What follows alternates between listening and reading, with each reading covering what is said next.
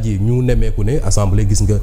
xiiroo gi dox diggante kiiraay ak parti bi di Pastef opposition parlementaire bi modification yu bari yi ñuy faral di nemmeeku ci li nga xam ne moom mooy constitution bi ci gestion fonds secret wala fonds politique ni ñu ko mën a tuddee ci noonu ngeen juddu woon ci régime président Abdoulaye Wade naka ngeen jàngatee ni ñuy doxalee assemblée nationale ci changement yi. jërëjëf Khalifa. Avant ñuy wax actuellement ci fenêtre bi nga xam ne on assiste quand même à beaucoup de propositions de loi venant de l'Assemblée nationale. Effectivement. dañuy delluwaat un peu ci ginnaaw parce que boo xoolee assemblée bi ubbi na pratiquement session yi ba tëj amul benn proposition de loi. Effectivement. Même le président de l'Assemblée l'a rappelé. ci fenêtre boobu avant qu'est-ce qui s'est passé le président de la République bi mu toogee il a voulu faire des réformes. Effectivement. l'a appelé à de larges concertations. 4 propositions. exactement. yóbbu nit ñi avant boobu yóbbu nañu bëri jam ñaari ñun bokk nañ ci pendant des semaines. bi mu fa jógee mu def aussi dialogue sur le système politique. Effectivement. bi ñu paree ci la jël ay propositions de loi jébbal ko les Sénégalais. c'est là où Pastef est entré en jeu. Entre-temps, il y a eu ce conflit. Pastef, l'Assemblée nationale est entrée en jeu. Appropriez-vous les textes, après validation de l'Assemblée, du Conseil constitutionnel, maintenant, c'est là où tout est parti en vrille. Et puis, déjà, il faut s'adresser au président de la République. Parce que on constate que dafa mel ni dafa profiter ci conflit bi am entre l'exécutif et le Parlement pour justement stopper ces réformes. C'est l'impression que nous avons. Ah bon? Oui, parce que après bi décision au Conseil constitutionnel bi génnee déjà ba pare waxatuñ li ci jëm donc moom jàpp na ne référendum bi amatul donc le président ne s'est même plus prononcé sur la question ñu ngi xaar réforme parce que processus bi dafa war a continuer parce que Pastef jël na am lu mu def Conseil constitutionnel invalidé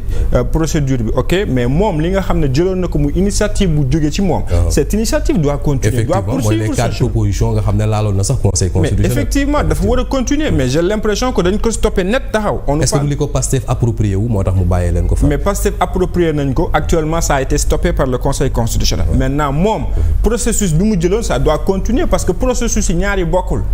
moom réforme yi ni mu ko jógee woon ak ni nga xam ne Pastef noonu lañ ci dugale seen loxo bokkul bu Pastef maintenant dépassé nañ ko ñoom ñu ngi ci yenn proposition de loi mais moom de son côté c'est pour le moment silence total et pour nous en tant qu'organisation de la société civile mouvement citoyen qui sommes très préoccupés aussi par les questions de réforme nous pensons que ça doit continuer dafa war a dem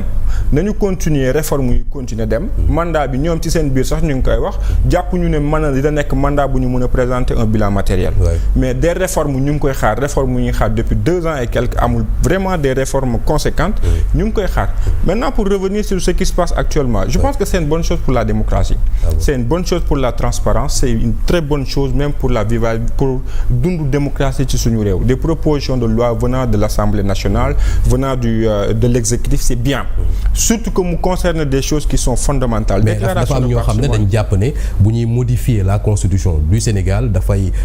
engager l'avenir de ñi nga xam ne ñi ngi ñëw sax loolu waruñ ko jaarale par voie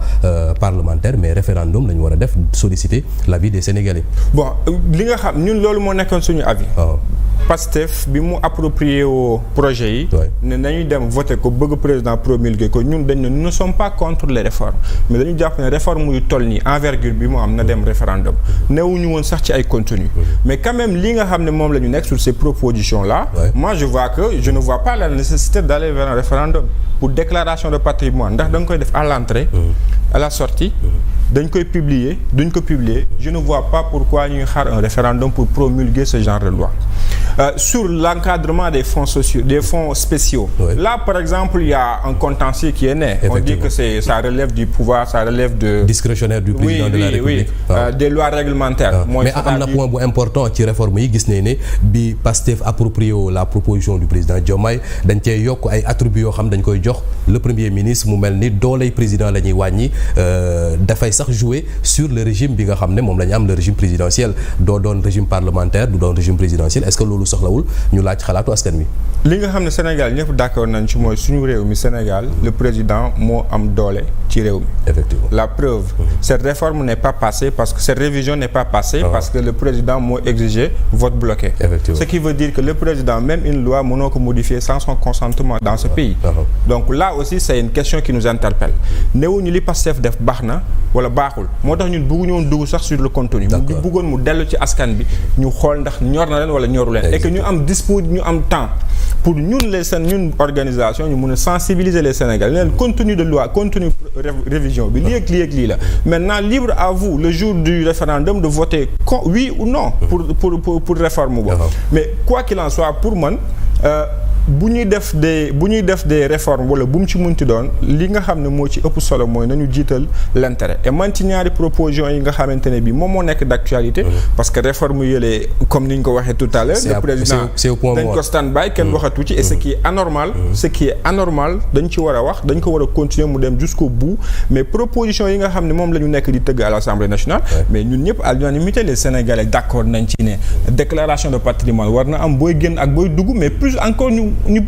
publier ko Sénégalais yi gis ko Sénégalais yi gis ko daañu ñëwaat sur la publication li nga xam ne mooy pertinence beeg loolu mais dama bëggoon daanal ci fonds yi nga xamante ne bi aussi mooy li ñuy wax fonds politique et cetera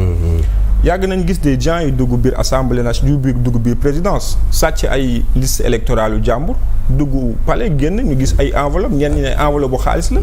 d'où vient cet argent pour man y a beaucoup de nébuleux y a beaucoup d'omerta autour de ces fonds dits politiques bu ñu ne dañ koy encadrer dañ koy réglementer pour man c'est une bonne chose il faut que ñu waxtaane ko pour une fois dans l'histoire de ce pays on parle beaucoup d'argent dans la gouvernance ici au Sénégal c'est une bonne chose pour man il ne faut pas être frileux sur la question nous Sénégalais nag dañoo xaw a frileux sur tout ce qui est argent xaalis duñ ci wax on fantasme beaucoup sur la question et pour moi c'est bien d'en parler dans l'espace public pour démystifier ko pour ñu aller de l'avant. Effectivement daañu ñëwaat ci pertinence su publication wala ni ñuy jëfandikoo li nga xam ne moom mooy fonds politique yi PAM tu es de l'État du Sénégal régime bi kiiraay am na ñuy woote ne le président Diomaye dafa war a jël ses responsabilités parce que ni ñuy nemmee ko Assemblée nationale proposition sur proposition c'est comme si li ñu doon bañ en 2011 ci Abdoulaye Wade ñu ngi jël suñu constitution di ko renouveler à chaque fois pour des considérations politiques. Est-ce que là ça n'interpelle pas la responsabilité du président Diomaye? Bon, merci beaucoup, merci Khalifa, merci déjà Khafor également ci genèse le fait de poser un peu le contexte parce que c'est important comme il l'a si bien dit parce que aussi la responsabilité du président de la République forcément il est engagé parce que quand même bon moom lañu dénk réew mi te charte ndey réew mi moom moo ko yor effectivement moom moo ko war a nu mu tudd téye donc ñu mën di ko respecter donc il est évident que donc sa responsabilité quelle qu'en soit donc la matière donc elle est engagée mais ci li nga xam ne nii moom la ñuy wax par rapport ak réforme yi bon man je ne dirais pas que dafa nekk ci benn point mort mais dama jàpp ne le président de la République donc moom mi ngi nekk ci benn feuille de route donc bëgg na